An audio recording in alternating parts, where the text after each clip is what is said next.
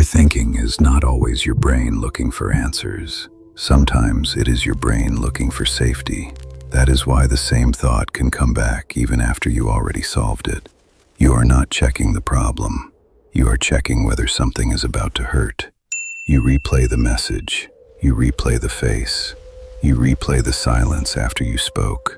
Not because there is always new information there, but because your mind believes that if it looks one more time, it might finally feel safe. This is the trap. The more you think, the less safe you feel. Because the loop was never built to finish. It was built to scan.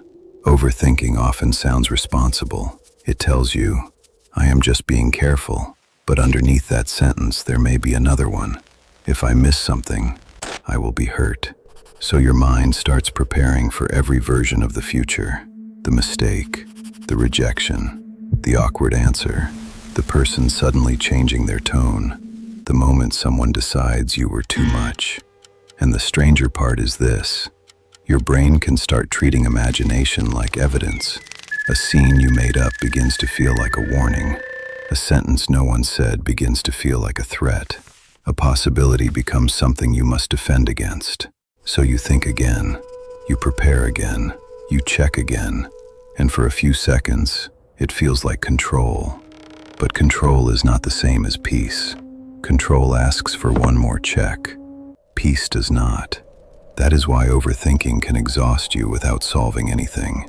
Your body may be sitting still, but inside, you are running trial after trial in a courtroom no one else can see. Every version of you is being questioned. The one who said too much, the one who said too little, the one who should have known better, the one who might be blamed later. And the mind calls this protection. But sometimes protection becomes a cage. The uncomfortable truth is that overthinking does not always mean you want the truth.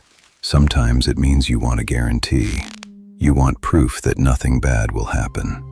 You want certainty before you are allowed to rest. But life rarely gives that kind of certainty. So the loop keeps asking. And because the world does not answer clearly, the loop mistakes silence for danger. This does not mean you are broken. It may mean your brain learned to survive by staying ahead of pain. It learned to arrive early, to predict the hit, to rehearse the apology, to prepare the escape. The problem is that a mind trained to prepare for danger can forget how to recognize safety. Even when nothing is happening, it keeps looking for the thing that might happen next. So the question is not only, why do I overthink?